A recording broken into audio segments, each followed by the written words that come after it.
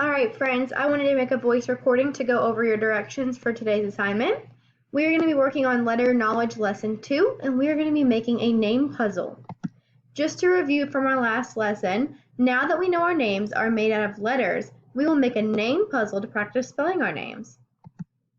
So our objectives for today are we will use the letters in our names to put together a puzzle, and I will organize the letters to make my name.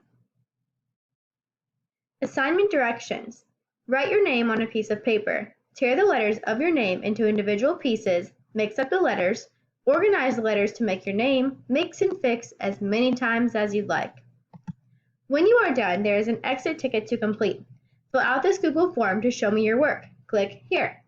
So if you put your mouse over the big yellow word that says here, there is a link that pops up and it will take you to the Google form where you should be able to upload your work and type your first and last name.